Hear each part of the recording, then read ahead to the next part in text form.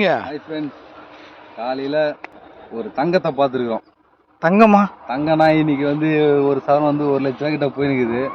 அதை விட விலை உயர்ந்த பொருள் தான் நம்ம பார்க்க போகிற இந்த பொருள். என்ன பூங்க இது? என்னன்னு தெரியுதா? தெரியலையே. இதாங்க ஆவாரம் பூ. ஆவாரம் பூவா? ஆமாம். இதை பற்றி கேள்விப்பட்டிருக்கேன் நான். வந்து நம்ம சென்னையிலலாம் வந்து காய வச்சு நாட்டு மருந்து கடையில் தான் கிடைக்கும். சுகருக்கு அவ்வளோ நல்லதுங்க அது. சில பேர் கலர் ஆகணுன்றதுக்கு நம்ம எவ்வளோ இது பண்ணுறோம். இதை வந்து டீக்கு பதிலாக கொதிக்க வச்சு இதை குடிக்கலாம்.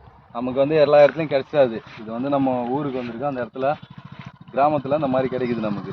இது ஏகப்படுத்திருக்குதுங்க. உள்ளூர்காரங்க யாருமே கண்டுக்கிறதுல போகுது. ஆமாம், இந்த யாருமே அதை பற்றி பறிக்கலைங்க. சுற்றி சுற்றி பார்த்தோம், எங்கே பார்த்தாலும் அந்த மரமாக தான் இருக்குது, செடியாக தான் இருக்குது. ஸோ நம்ம இன்னொன்று அந்த பக்கம் மலை அடிவாரத்துக்கு கீழே போனால் ஃபுல்லாக அந்த மரம் தான், செடி தாங்க இருக்குது. ஸோ இது வந்து அவ்வளோ துவர்ப்பு தன்மை அவ்வளோ இருக்கும். டெய்லியும் ஒரு டம்ளர் குடிச்சோன்னா சுகர் அவ்வளோ கண்ட்ரோல் பண்ணும்.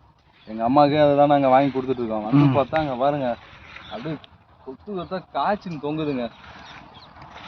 இது அப்படியே கல்ல பச்சையாக கிடைக்கிற இங்கே கிராமத்தில் இருக்கிறவங்க டீ போட்டு சாப்பிட்லாங்க. நம்ம கண்டதை போட்டு குடிச்சிட்டு இருக்கோம், உடம்புக்கு இது அது பாருங்க.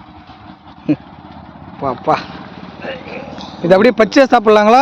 அப்படியே எடுத்தும்போது சும்மா தண்ணியில் ஒரு அலசி அப்படியே கொதிக்க வச்சு இங்கே இருக்கிறவங்க இது மாதிரி கொதிக்க வச்சு சாப்பிடுவாங்க. தாராளமாக குடிக்கலாம். ஊருங்களில் இருக்கிறவங்களுக்குலாம் எடுத்துகிட்டு போய் கொடுக்கணும்னா இது எப்படி சாப்பிடுவாங்க? சென்னை சிட்டியில் இருக்கிறவங்களுக்குலாம் கிடைக்காது பச்சையா, ஆனால் விற்கிறாங்க. அதெல்லாம் அநேக ரேட்டுன்னு வித்துட்டு இருக்காங்க.